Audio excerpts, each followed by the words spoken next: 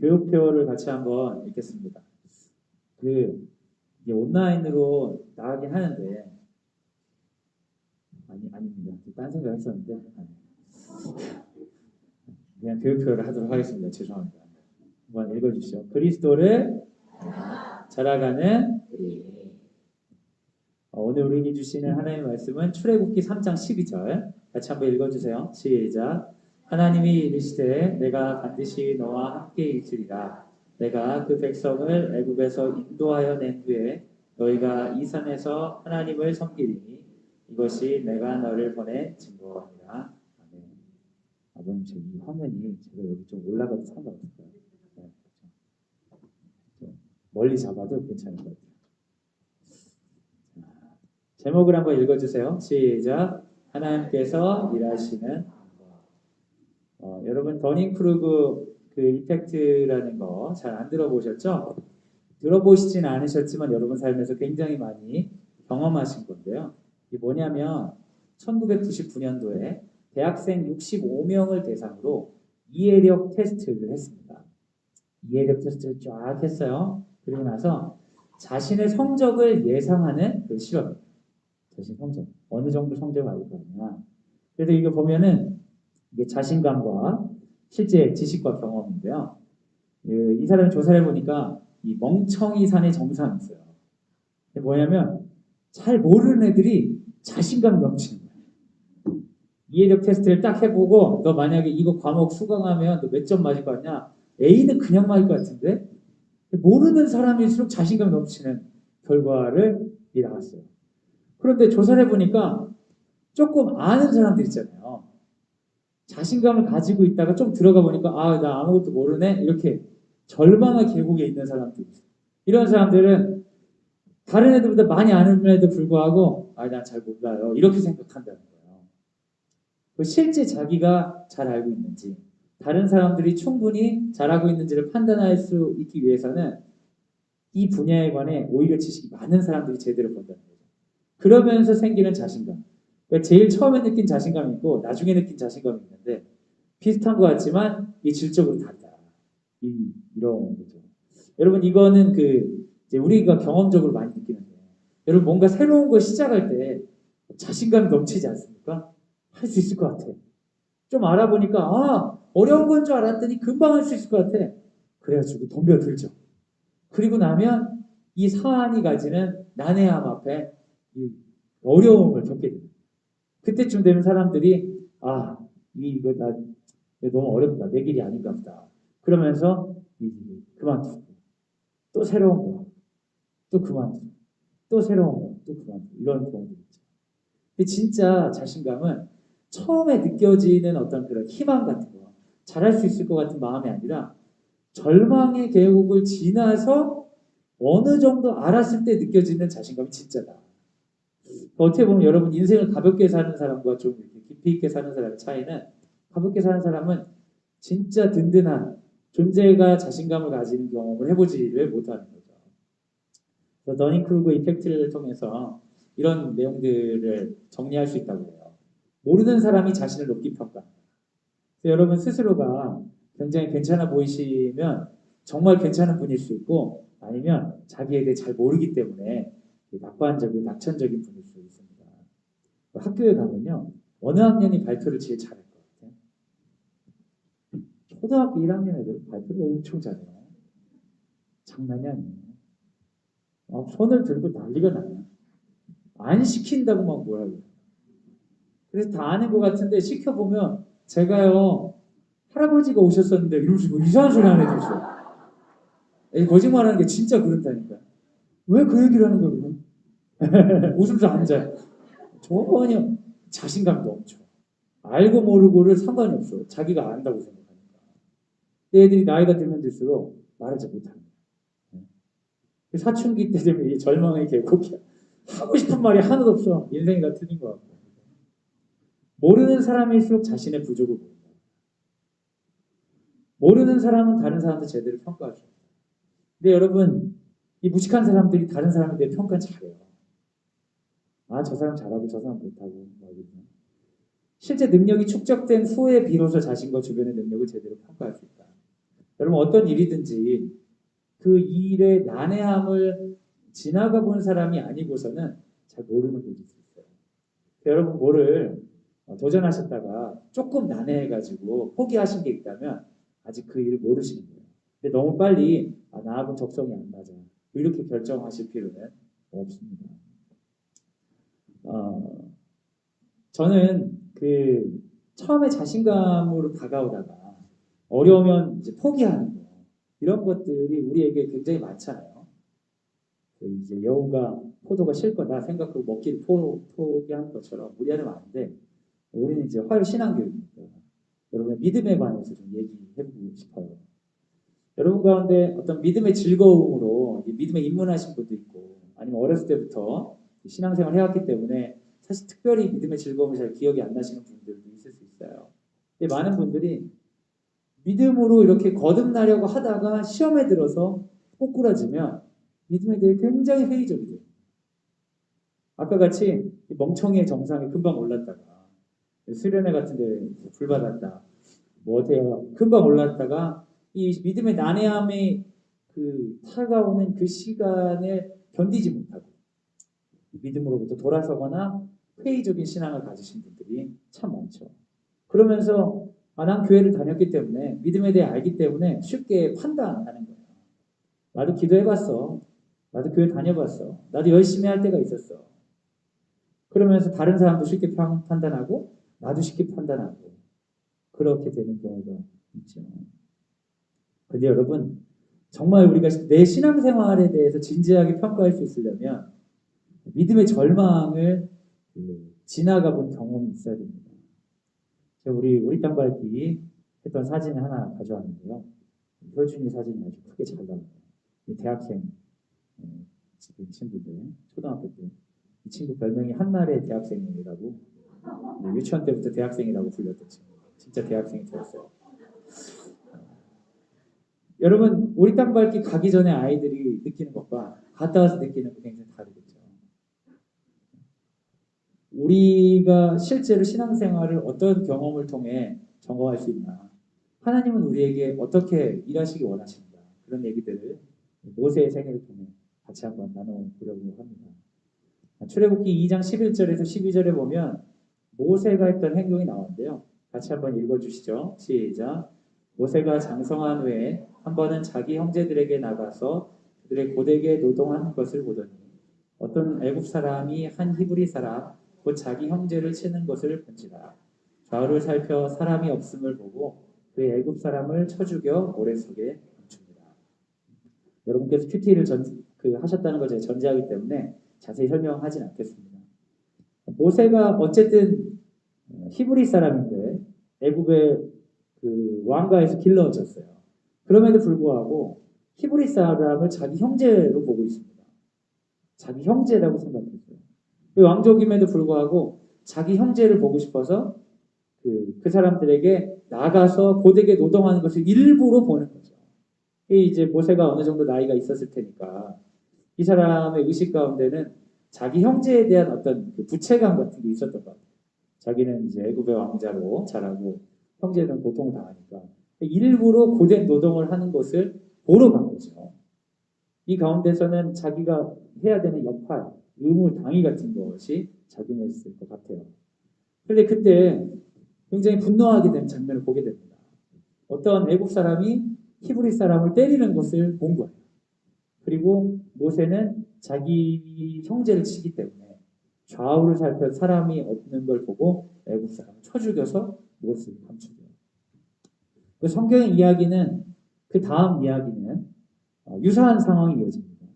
그런데 이제 이튿날 또 다시 나갔어요. 그러니까 모세가 이때 계속 그 히브리인들에게 찾아가는 거예요. 이 찾아가는 이유는 뭔가 이제 예상할 수 있겠죠. 이 형제들을 어떻게 구원할지, 내가 왕자니까 어떤 역할을 해야 될지 이런 생각이 아니었을까 싶은데요. 보니까 히브리 사람이 서로 싸우고 있어요. 이걸 보면서 안타까워요.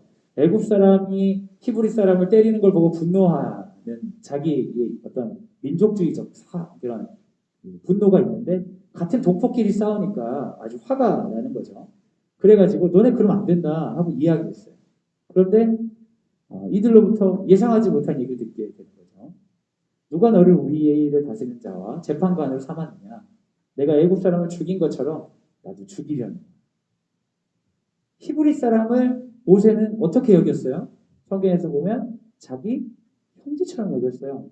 히브리 사람들은 모세를 어떻게 여겼을까요? 모세가 착각한 거였어요.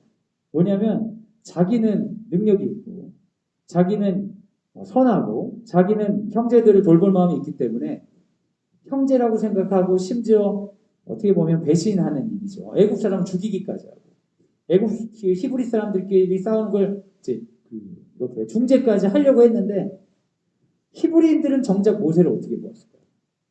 모세가 그런 감각이 없었던 거예요. 왜냐하면 너무나 자신감 충만하기 때문에. 내가 옳은 일을 하고 있고 내가 준비가 되어 있고 내가 바르기 때문에 그 사람들이 어떻게 생각하는 거와 상관없이 히브리인들의 재판관을 자처하고 히브리인들의 구원자를 자처했어요. 그런데 히브리인들에게 이 사람은 애국 왕자일 뿐이죠. 그에게 재판받을 생각도 없고 그를 의지해서 구원받을 생각도 없는 것입니다. 오히려 그 히브리인들이 모세의 범죄 사실을 고발하는 꼴이 되고 말았습니다. 결국 그의 형제에 대한 구원 계획은 실패하게 됩니다. 여러분 아시다시피 이 사람 도망가서 미디안의 양치기가 되죠. 그런데 하나님께서 그에게 나타나십니다.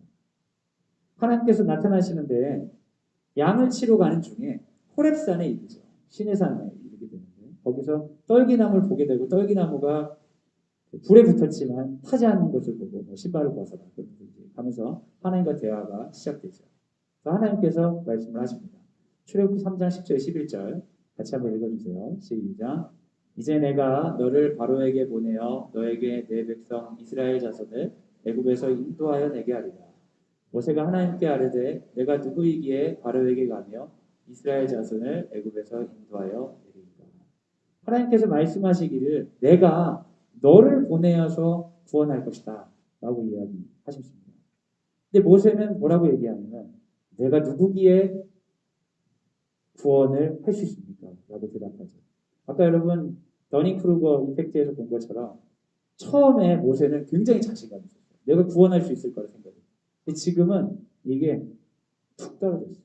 난해함을 깨달았어요. 내가 신앙적으로 이런 일도 할 수 있고 하나님 앞에서 이렇게 살 수 있을 거라고 생각해요. 자신감이 있었죠. 막연하게. 근데 막상 믿음으로 살려고 해보니까 엄청 난해한 거예요. 정말. 어렵고 쉽지 않아요. 그래서 자신감 툭 떨어졌어요. 오히려 세속적으로 사는 게 나을 것 같아요.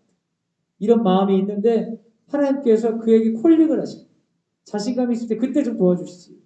자신감이 다 떨어진 그에게 내가 너를 통해 일하겠다. 그러니까 이 자신감이 없는 모세는 아무리 하나님이 내가 일하겠다고 해도 하나님이 아니라 자기 자신밖에 보이지 않아요. 하나님, 내가 누굽니까? 내가 지금 할 수 있는 사람입니까? 라고 이제 거절을 하는 거죠. 왕자일 때도 하지 못했던 거예요.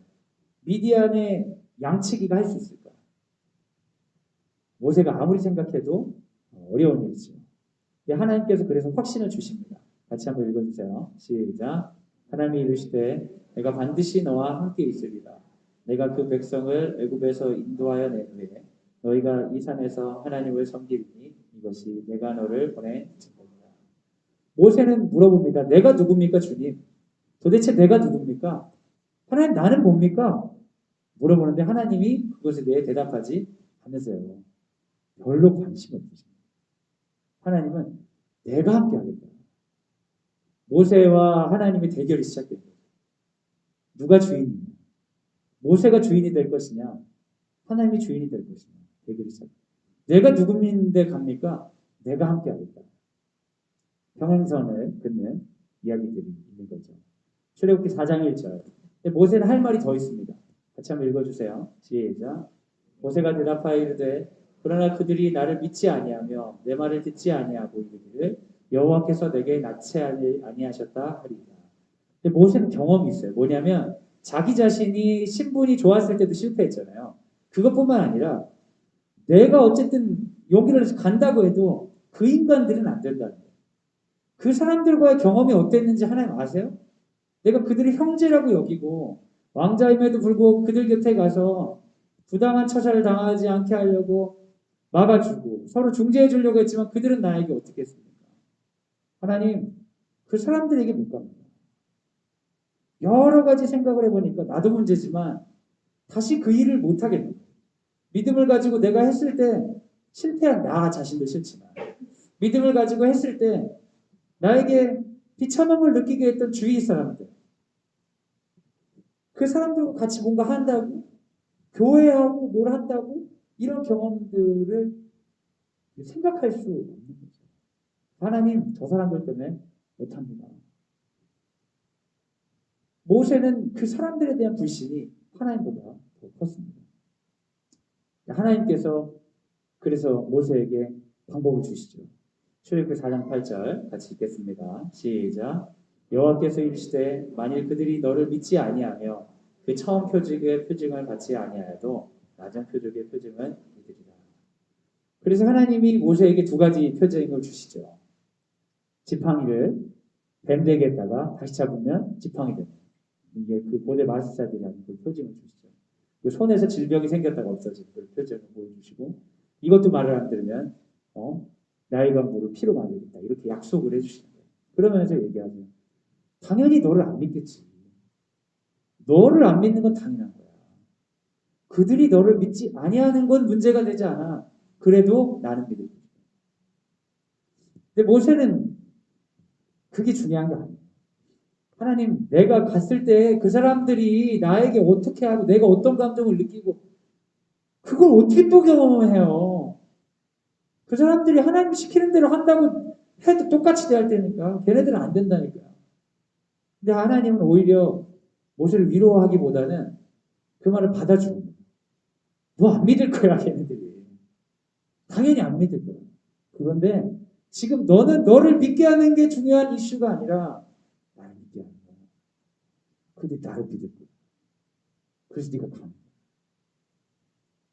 이게 아닌데 지금 모세가 계속 이제 꼬이는 거죠. 그들이 모세를 믿지 않고 그의 말을 믿지 않을 것이에요. 그렇지만 그들은 하나님을 믿어야 될 겁니다. 하나님에게 사람들의 평가는 중요하지 않습니다. 모세는 중요한 것들을 지금 하나하나 생각하는 거예요. 자신의 신분, 그 사람들의 평가. 하나님은 그게 아니다. 그게 아니다. 말씀하시죠. 모세가 할 말이 더 있습니다.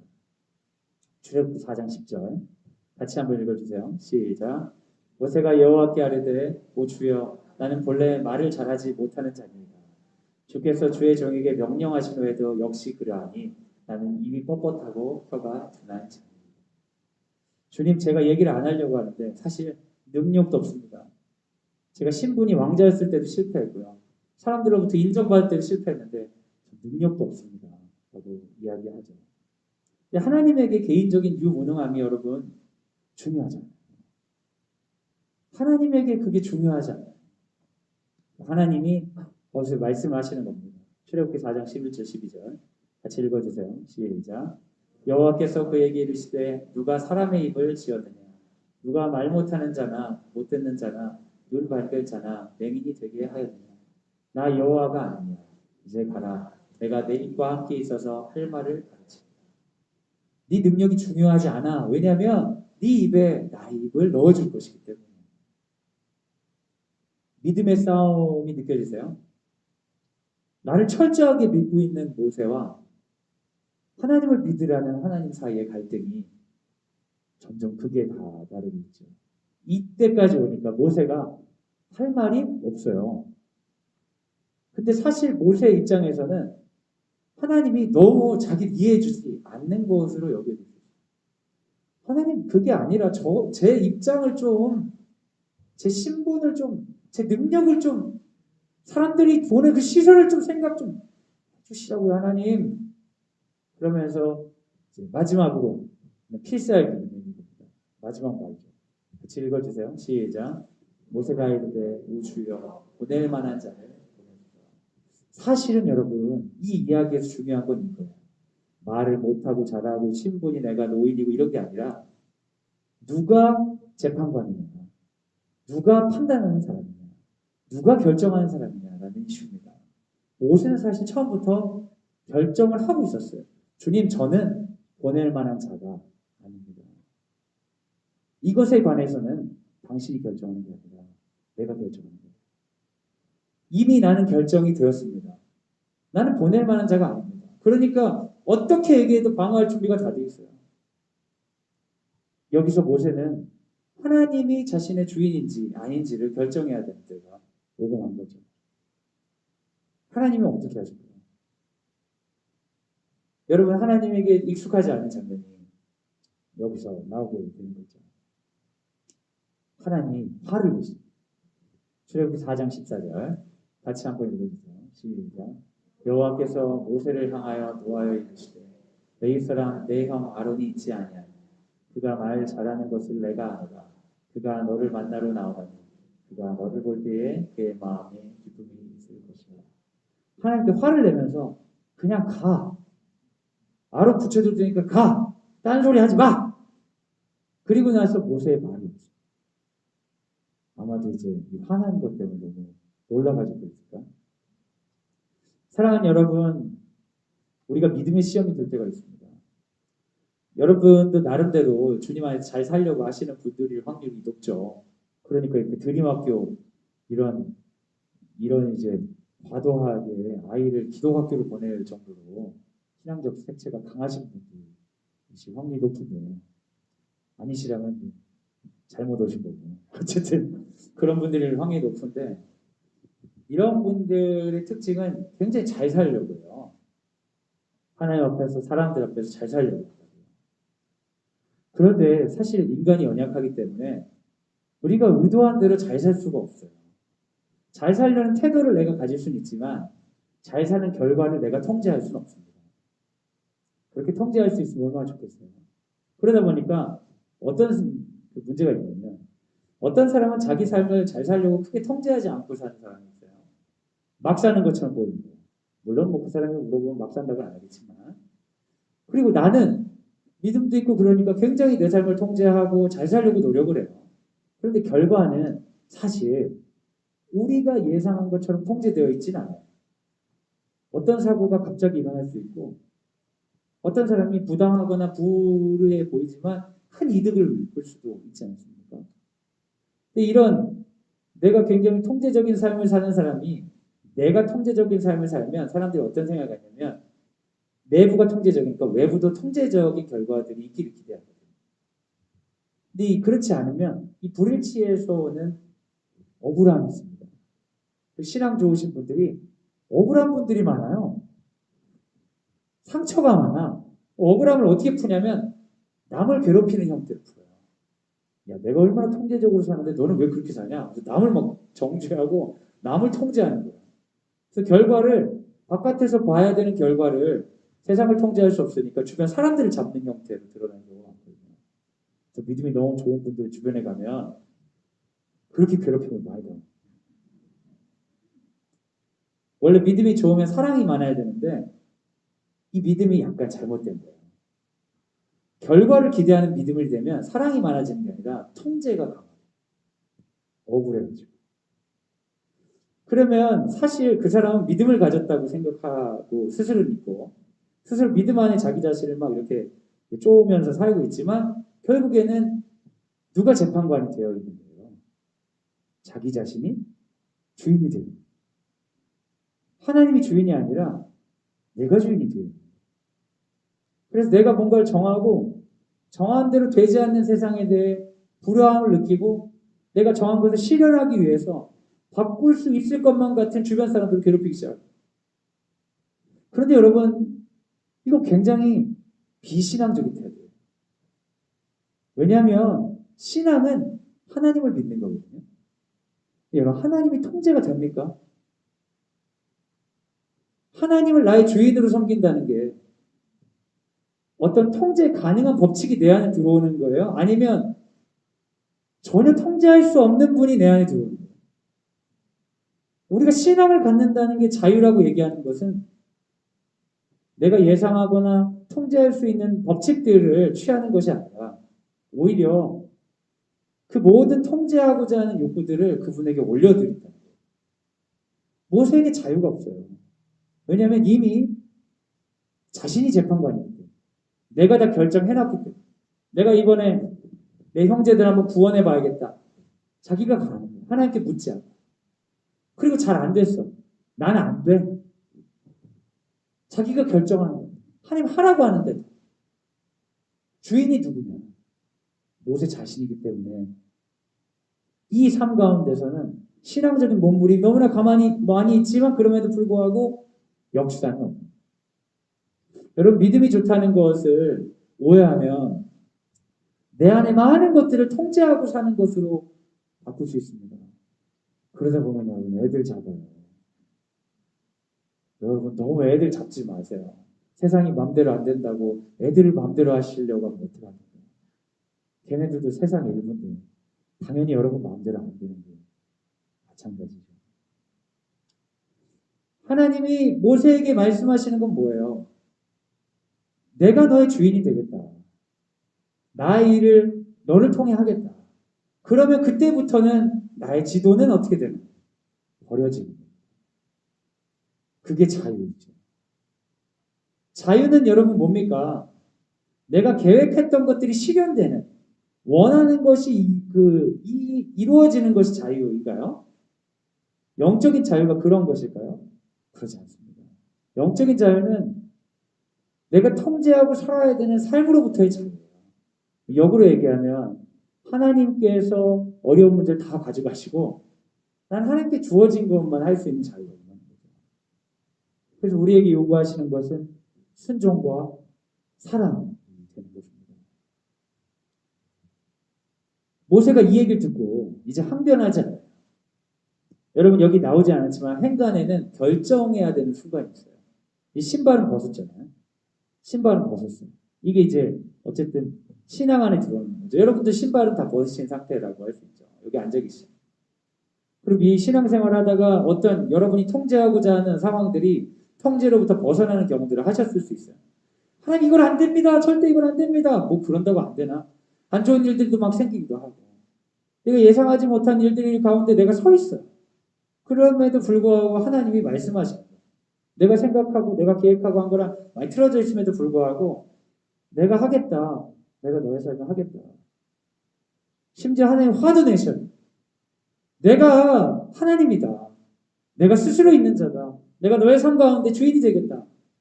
그때 모세는 결정을 해야겠죠. 아, 그 신발을 괜히 벗었구나. 아이고, 죄송합니다. 이게 다른 사람이 켰는지 모르고 불이 나는 걸 보고 방어하겠습니다. 하고 돌아가. 가거나 아니면 순종을 해야 됩니다. 근데 여러분 만약에 모세가 여기서 거절하기 결정하고 집에 가가지고 텐트에 누웠다고 생각해 보세요. 그 장면이 잊혀지겠습니까? 이것이 없던 일로 되겠어요? 이게 신앙인들의 딜레마죠. 신약에도 비슷한 상황이 있어요. 어떤 거냐면 제자들이 배를 타고 강을 건너고 있는데 태풍이 너무 심해가지고 무서워서 너무 무서우니까 예수님이 저 멀리서 새벽 기도하시다가 애들이 너무 무서워하니까 걱정이 돼가지고 평소 같지 않게 무리를 막 걸어오실 거예요. 애들이 걱정되니까. 원래 평소에 무리를 걸어 다니시는 분이 아니에요. 막 걱정돼. 애들이 너무 놀랄까봐 했는데 애들이 더 놀라 자빠지는 거예요. 와! 저 뭐야! 깜짝 놀라는 거예요. 예수님이 보면 더 안 오시고 무리에 서서 얘기해요. 놀라지 마라, 나다, 나다. 그때 호기어린 멍청이 아까 정상 있잖아요. 자신감 넘치는 베드로가 주님 한번 무리를 제가 걸어도 되겠습니까? 하라고. 그 물을 걷는 한두 발 걸으면서 그 황홀함 멍청이의 자신감이 장난 아니에요. 여러분. 여러분도 왠지 새로운 거 시작하면 난 잘할 수 있을 것 같아. 물건 사시면서 막 엄청 기분 좋고 막 이런 거 있으시잖아요. 그러고 나서 그 물건은 중고로 팔아야 되는 그런 비참한 거 이런 것도 있으시잖아요. 여러분. 탁 이제 그래서 막 걷다 보니까 이거 아니야. 빠져버려. 주님 취소하겠습니다. 다시 돌아가겠습니다. 하면 좋겠는데 이미 걸어버렸잖아요. 생각하지 못했던 멍청하게 버려버렸죠. 그걸 빠져있는 거예요. 결정해야 돼요. 미친 듯이 수영해가지고 다시 원래 자리로 돌아가든지 아니면 이 형 여기까지 왔으니까 이제 내 주권을 내려놓고 예수를 붙잡든지. 우리 모두 다 우리 자신을 잘 알지 못합니다. 제가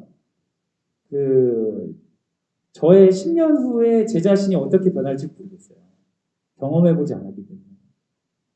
여기 있는 사람들도 다 마찬가지예요. 우린 그때 되면 지금 우리 어른들보다 더 잘할 수 있을 거라고 얘기하죠. 그렇지만 젊은이들이 하는 비난을 꼭 듣게 될 확률도 없습니다. 잘 몰라요. 그럼에도 불구하고 계속해서 내 자신이 통제하려고 하고, 그렇죠. 여러분 어떻게 해야 될까요? 이왕 신발을 벗으셨는데 순종하시겠습니까? 아니면 이 아련한 기억을 안고 위대한 양치기를 계속 사시겠습니까? 어떻게 하시겠습니까? 다시 수영해서 배로 돌아가시겠어요? 아니면 이왕 여기까지 나왔으니까 예수의 손을 붙잡으시겠어요? 모세는 하나님께 순종하기로 결정합니다. 말로는 나오지 않지만 행위로 이런 표현들이 나오죠. 출애굽기 4장 17절과 20절 같이 한번 읽어주세요. 시작. 너는 이 지팡이를 손에 잡고 이것으로 이적을 헤아친다. 모세가 그의 아내와 아들들을 나귀에 태우고 애굽으로 돌아가니 모세가 하나님의 지팡이를 손에 잡았다. 모세는 순종하기로 결정했어요. 그래서 하나님께서 말씀하신 것을 붙들어 버린 거죠. 이제부터는 모세에게 자유가 주어집니다. 근데 그 자유는 자신이 원하는 것을 행할 수 있는 자유가 아니라 자신의 계획대로 살지 않아도 괜찮은 자유. 내가 주인이 되고 왕이 되는 자유가 아니라 하나님이 온전히 주인 되시는 자유인 것이죠. 하나님은 모세의 거절을 겸손으로 보지 않고 불순종으로 하셨습니다. 그래서 노하셨죠. 이제 모세는 하나님 명령에 따라 자신에 대한 생각을 내려놓고 하나님의 지팡이를 붙잡았습니다. 사랑하는 여러분, 신앙생활에 대한 우리가 착각을 버려야 돼요. 그건 나의 일에 하나님을 끌어들이는 걸 신앙생활로 생각하는 경우가 많습니다. 우리가 어려운 일이 있을 때 하나님께 기도하는 건 당연한 일이죠. 우리가 주의 백성이기 때문에 그런 권리가 있습니다. 그렇지만 내 일이 잘 되는 것이 하나님의 기쁨이라고 생각하는 건 굉장히 큰 오해일 수 있죠. 신앙생활은 거꾸로예요. 하나님의 일에 내가 동참하는 거예요. 내가 점점 하나님의 일에 동참할 수 있도록 준비되는 게 우리의 성품 교육이고, 내가 하나님의 일에 참여할 수 있는 것이 믿음입니다. 그래서 여러분, 이 세계의 주체자가 하나님이라고 인정하는 것이 신앙이죠. 그분의 일을 하는 것은 나의 신분, 능력, 평가 중요하지 않습니다. 중요한 건 그분의 이름, 그분의 나라, 그분의 뜻이 중요하죠. 이런 얘기를 하면 여러분 그럴 수 있을 것 같아요. 그럼 우리 아이 공부 안 해도 되겠네요. 하나님께서 선택하니까. 그렇죠. 공부를 꼭 해야 될 필요는 없어요. 근데 이제 하나님이 쓰실 때 공부한 사람을 쓰시는 곳이 있고 공부 안 하는 사람을 쓰시는 것도 있고 사람에 따라 다 쓰니까 온전히 주권을 하나님께 맡겨놓는다면 사실 완벽한 자유가 우리에게 있는 거예요. 근데 이제 자신에게 맞는 행복한 방식을 찾기 위해서 교육은 꼭 필요하죠. 하나님께서 일하시는 방법은 명확합니다. 그건 뭐냐면 하나님은 순종하는 자를 찾으신다. 그래서 우리가 하나님 앞에 설 때 너무 여러분 스스로 어떤 도덕적인 잣대나 스스로의 위치를 너무 명확하고 선명하게 여러분에게 각인시키기보다는 오히려 하나님이 더 선명해질 수 있도록 방향을 찾는 것이 훨씬 중요합니다. 우리 아이들에게 하나님이 선명해지기 위해서, 우리 스스로에게 하나님이 선명해지기 위해서 할 수 있는 일을 하는 게 신앙생활이죠. 어제 하루를 돌아봐 보세요. 하루 내에 제일 많이 생각한 건 뭡니까? 여러분 가운데 고민이 있고 걱정이 되시는 건 뭐예요? 이것만 바뀌면은 내 삶이 확 풀릴 것 같은 건 무엇이 있어요? 여러분 예상하시는 대로 그렇게 될 확률은 크게 없습니다. 어제 걱정하시는 거 가지고 오늘 걱정하실 확률이 없고 오늘 걱정하시는 것도 내일 걱정하실 확률이 높습니다. 여러분 걱정이 여러분을 구원해 주지 않습니다. 오히려 멈춰서서 걱정하는 만큼 하나님을 생각하면 어떡해요? 어떤 분이 질병에 걸리셨어요. 그러니까 하루 내내 그 질병 생각밖에 안 해요. 하루 내내 생각한다고 바뀌는 거 하나도 없는데 그 걱정하느라고 하루를 다 한다. 그리고 이 걱정을 파생해서 아이고 내가 이렇게 아프면 우리 배우자는 어떡하고 우리 애들은 어떡하고 걱정이 이 아주 이제 전 지구적인 걱정으로 이게 확산되는 거예요. 마치 중보기도 하듯이. 근데 여러분 그걸 거꾸로 바꾸면 그게 기도가 될 수 있지 않을까요? 우리가 하나님을 하는 데는 생각할 수 없을까?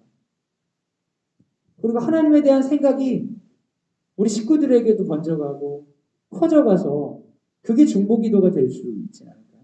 그러니까 언제 시간을 딱 정해가지고 중보기도 시간이니까 적어놓은 거 막 읽는 거 이런 거 아니고 진짜 하나님 우리의 주인 되실 수 있는 방법은 없을까요? 분명히 우리에게는 신발을 벗으라는 권고가 있었습니다. 여러분 여기까지 오셨죠? 여기 계신 분은 확실하죠. 광성들이막교 강제로 가라는 사람은 없잖아요.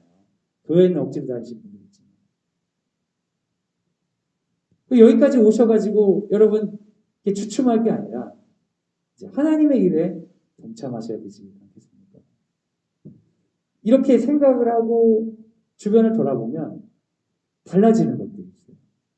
여러분 우리 자녀를 양육하는 게 누구의 일입니까? 우리 자녀가 건강하게 자라고 지혜롭게 자라고 세상을 풍요롭게 섬기는 것을 형태로 자라는 것이 누구의 일입니까? 그것이 하나님의 일인 것을 여러분 인정하십니까?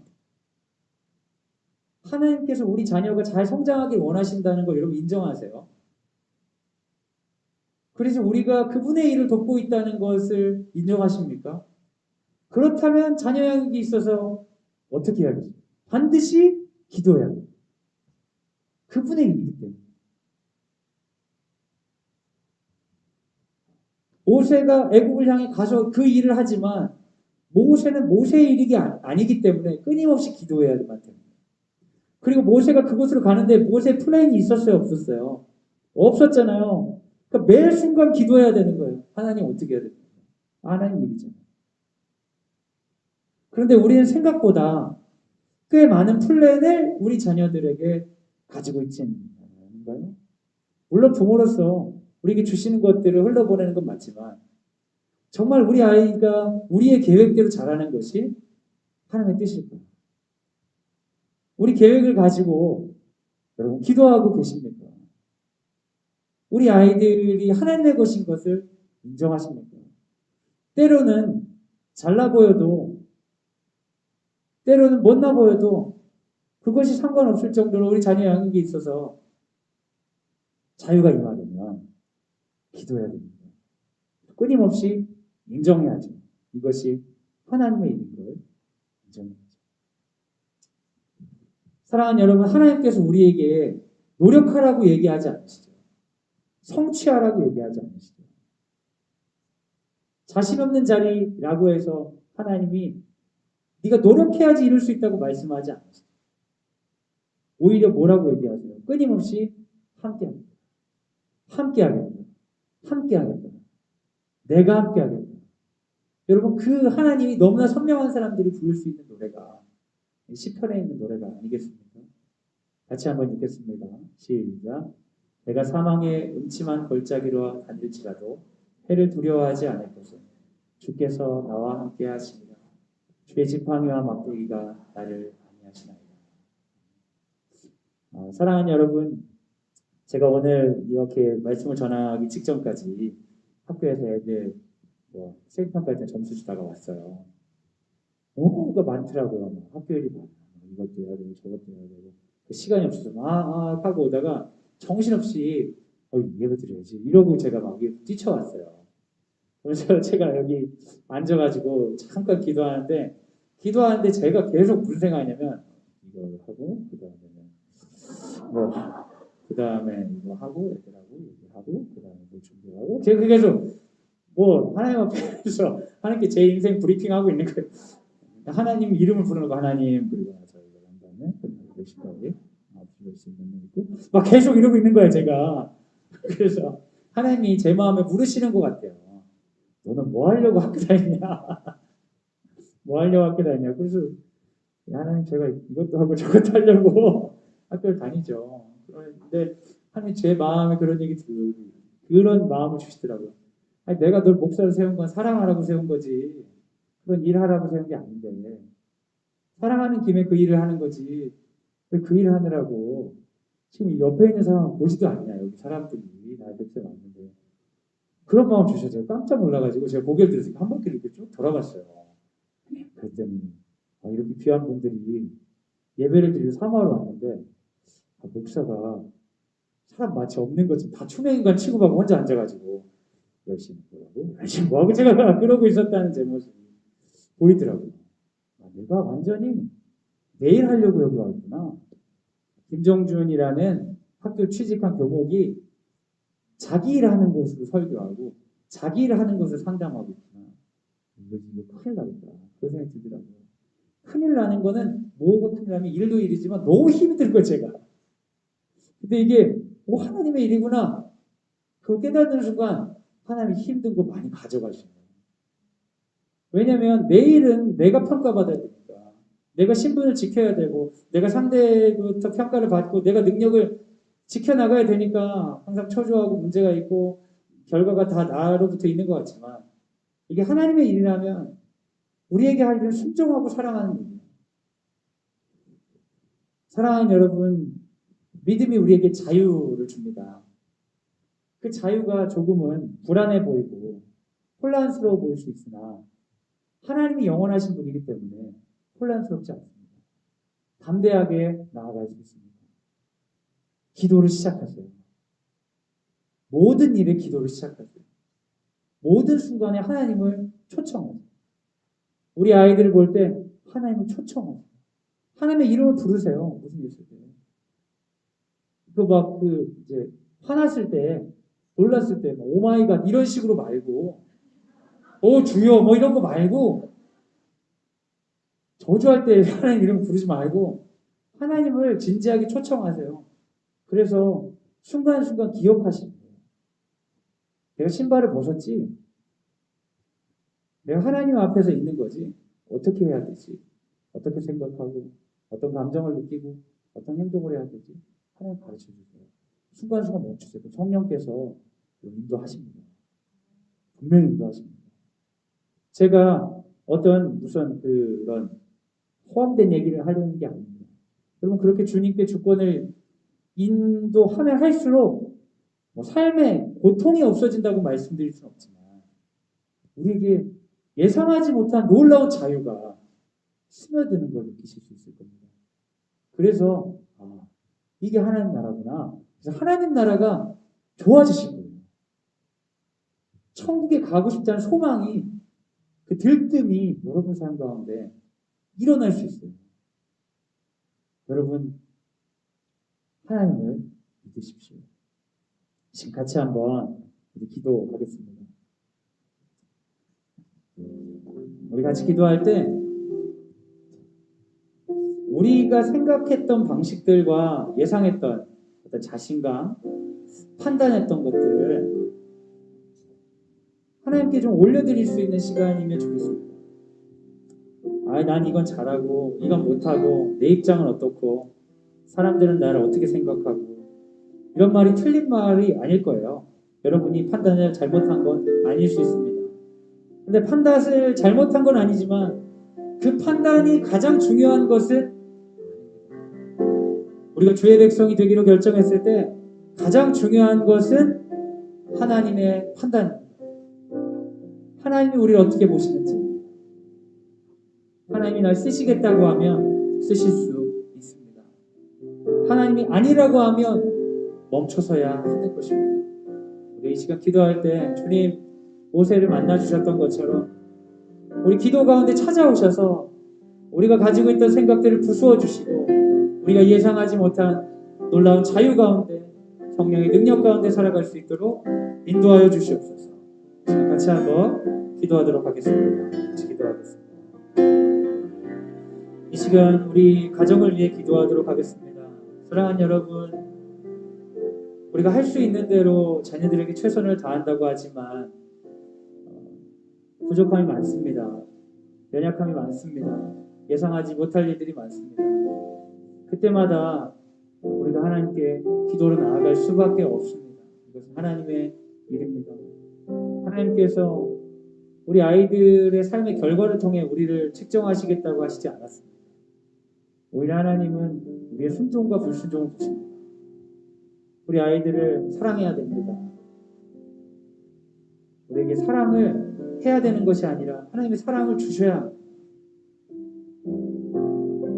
자녀들을 사랑할 수 있도록 주님 사랑 주시옵소서. 우리가 아이들이 처음 태어났을 때 너무 예뻐서 감격했던, 어떻게 보면 멍청이의 정상처럼 그냥 못 모르고 사랑했던 사랑이 아니라 이제는 기르면서 힘든 것도 있고 절망도 있고 아픔도 있지만 그럼에도 불구하고 주께서 허락하신 가장 좋은 사랑하는 아들, 딸인 걸 인정하는 진정한 기쁨, 아픔을 통과한 기쁨으로 우리 아이들 끌어안을 수 있도록 주님 이 시간들을 견디게 하여 주시고 이 시간들에 은혜를 더하여 주시고 누리게 하여 주시옵소서. 우리 가정과 자녀 양육 가운데 주의 충만한 은혜를 부어 주시옵소서. 같이 한번 기도하도록 하겠습니다.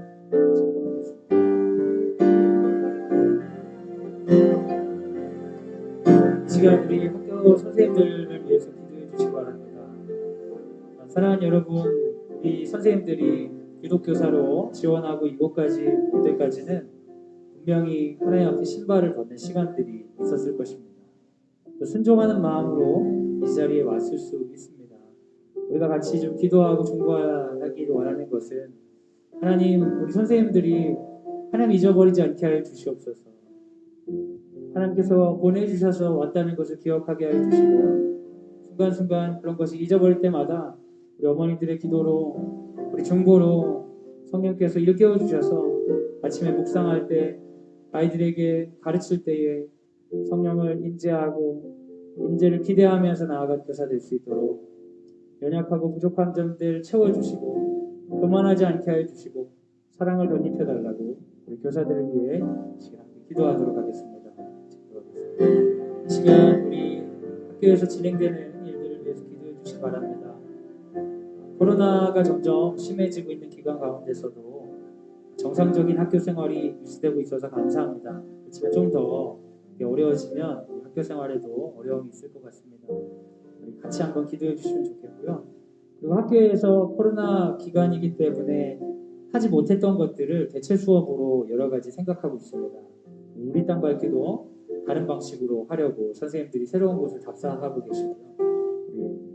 해외 이동 수업도 어떤 것도 전에 하던 것들을 안 하는 일을 없으려고 우리가 하고 있습니다. 창관 수업도 새로운 형태로 지금 준비하고 있습니다. 학교의 이런 움직임들을 하나님 기뻐해 주시고 또 우리 가운데 한 마음을 주셔서 무엇보다도 아이들이 교육에 있어서 누려야 될 것들이 누리지 못하는 일이 없도록 인도하여 주시옵소서. 악한 것들이 틈타지 않게 하여 주시고 성령이 기뻐하시는 거로 학교 교육 과정을 지켜주옵소서. 진행되는 학교 일정을 같이 기도해 주시기 바랍니다. 기도하겠습니다. 이 시간 마지막으로 한 가지 기도 제목을 더 드리겠습니다. 여러분 지도자들을 위해 꼭 기도해 주시기 바랍니다. 교장 선생님과 교감 선생님, 행정실장님과 직원들을 위해 기도해 주시기 바랍니다.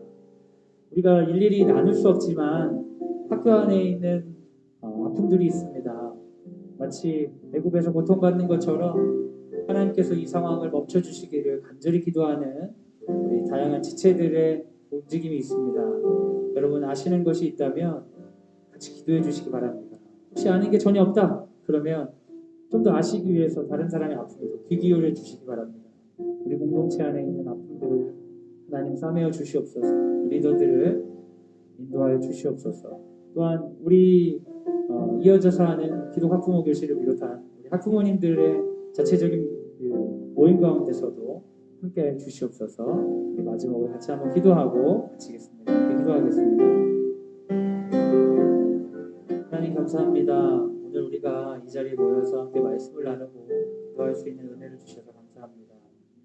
하나님께서 우리를 부르실 때에 아멘으로 대답할 수 있는 입술과 마음과 순종할 수 있는 우리의 신을 허락하여 주시옵소서.